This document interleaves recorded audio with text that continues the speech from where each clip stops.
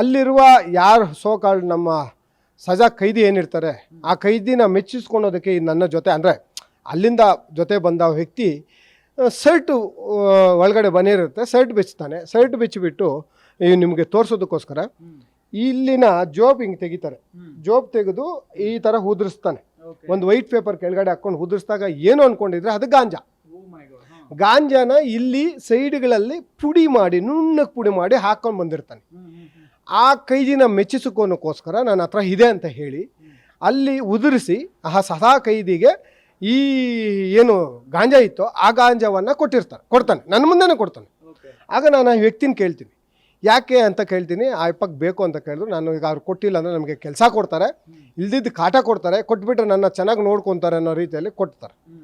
ಆಗ ನಾನು ನೀನೇನು ಕೇಸಲ್ಲಿ ಬಂದಿದ್ದೆ ಅಂತ ಕೇಳಿದಾಗ ನಾನು ಗಾಂಜಾ ಕೇಸಲ್ಲಿ ಆಂಧ್ರದಲ್ಲಿ ಕರ್ನಾಟಕ ಬಾರ್ಡ್ರಲ್ಲಿ ಸಿಕ್ಕಾಕೊಂಡು ಬಂದಿದ್ದೀನಿ, ಹಾಗಾಗಿ ಕೇಸಿಗೆ ಬಂದಿದ್ದೀನಿ ಅಂತ ಹೇಳ್ತಾರೆ. ನಾನೀಗ ಮೊದಲೇ ನಾನು ಇಲ್ಲಿಗೆ ಬಂದಿದ್ದೆ, ಆಮೇಲೆ ಆಂಧ್ರ ಪೊಲೀಸ್ ಅವ್ರು ಕರ್ಕೊಂಡೋಗಿದ್ರು, ಅಲ್ಲಿಗೆ ಮುಗಿಸಿ ಈಗ ನಾನು ತಂದೆ ತಿರ್ಗಿ ವಾಪಸ್ ನೆನೆ ಬಿಟ್ಟು ನಿಮ್ಮ ಜೊತೆಲಿ ಬಂದಾಗ ಬಿಟ್ಟಿದ್ದಾರೆ ಅಂತ ಹೇಳ್ತಾರೆ. ಆವಾಗ ಈ ಗಾಂಜಾ ಕೇಸಲ್ಲಿ ಸಿಕ್ಕಾಕೊಂಡು ಗಾಂಜಾ ತೊಗೊಂಬರೋದು ಒಳಗಡೆ ತಪ್ಪಲ್ವಾ ಅಂತೀನಿ. ಅಣ್ಣ ಇದು ನಾನೊಬ್ಬನೇನ ಎಲ್ಲ ಕಾಲ ನಡೀತದಾನೆ ಅಂತ ಅವರು ಆಂಧ್ರ ಭಾಷೆಯಲ್ಲಿ ಮಾತಾಡ್ತಾರೆ, ತೆಲುಗಲ್ಲಿ ಮಾತಾಡಿ ಎಲ್ಲ ಹೇಳ್ತಾರೆ. ಅದನ್ನ ಕೇಳಿ ನಾನು ಶಾಕ್ ಆಗ್ತೀನಿ.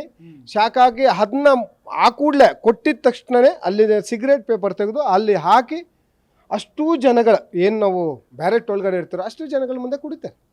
ಆ ಗಬ್ಬು ನಾಥದಲ್ಲಿ ಡ್ರಿಂಕ್ಸ್ ಅಲ್ಲ, ಇದು ಇದ್ರದ್ದು ಏನು ಗಾಂಜಾದು ಡ್ರಿಂಕ್ಸ್ ಇಲ್ಲ, ಇರೋದನ್ನ ಹೇಳಬೇಕಲ್ಲ, ಇಲ್ಲ. ಹಾಗಾಗಿ ಇದನ್ನ ಸೇರಿದಾಗ ಆ ಸ್ಮೆಲ್ಲು, ಆ ಗಾಂಜಾದ ಸ್ಮೆಲ್ಲು ಇರೋದಕ್ಕೆ ಆಗೋದಿಲ್ಲ.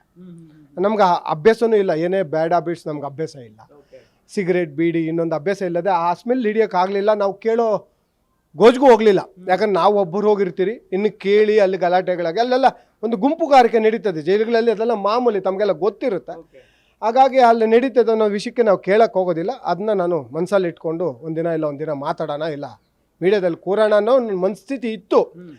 ಒಂದು ಚಾನಲಲ್ಲೋ ಕೂರೋಣ, ಅಲ್ಲಿ ನಮಗೆ ಅಷ್ಟು ಬೇಗ ವೇದಿಕೆ ಕೊಡೋದಿಲ್ಲ, ಗೊತ್ತಿದೆಯಲ್ಲ.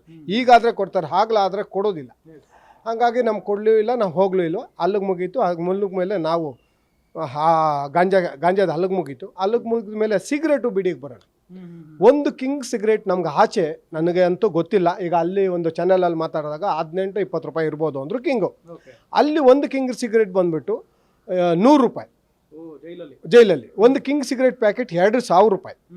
20 ಸಿಗರೇಟ್ ಪ್ಯಾಕೆಟ್ ಬಂದು 2,000 ರೂಪಾಯಿ. ಬೀಡಿ ಕಟ್ಟು ಬಂದು 500 ರೂಪಾಯಿ. ಒಂದು ಬೀಡಿ ಎಷ್ಟು 20 ಬೀಡಿ ಇರುತ್ತೆ, ಅಲ್ಲಿಗೆ 10 ರೂಪಾಯಿ ಥರ ಬೀಡಿ 25 ರೂಪಾಯಿ ಥರ ಬೀಡಿ ಮಾಡ್ತಾರೆ. ಗ್ಯಾರಂಟಿ ನ್ಯೂಸ್, ಸುದ್ದಿ ಖಚಿತ, ನ್ಯಾಯ ನಿಶ್ಚಿತ.